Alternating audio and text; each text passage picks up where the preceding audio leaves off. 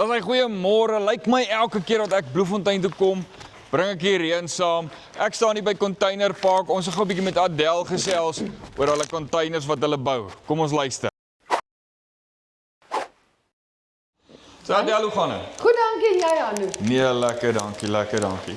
Adel, nou kom ons begin gou weer. Hoe het hierdie besigheid begin? Okay, so ons besigheid het eintlik begin 25 jaar terug al.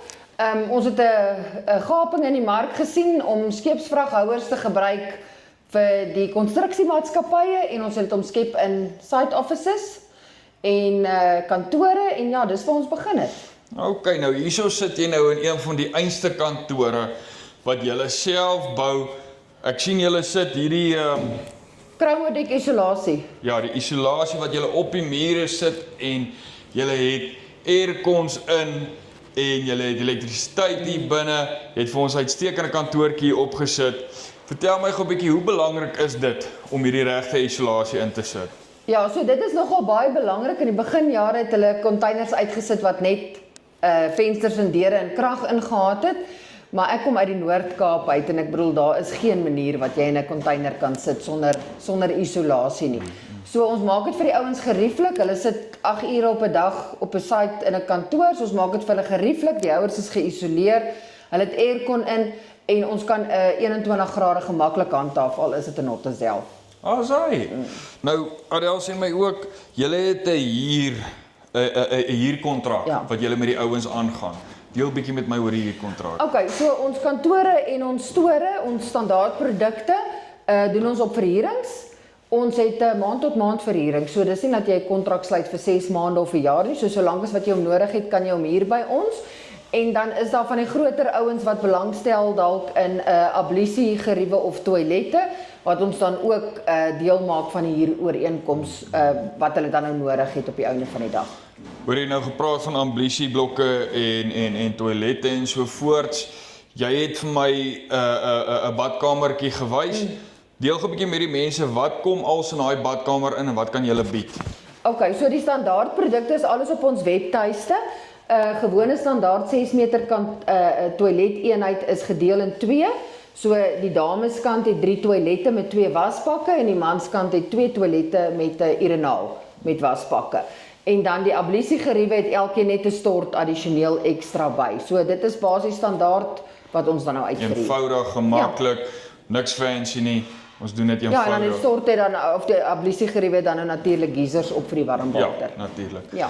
Hoor jy Adel, dan rondom die boere. Ek wat nou self ook in die boerdery is. Wat bied julle ons boere?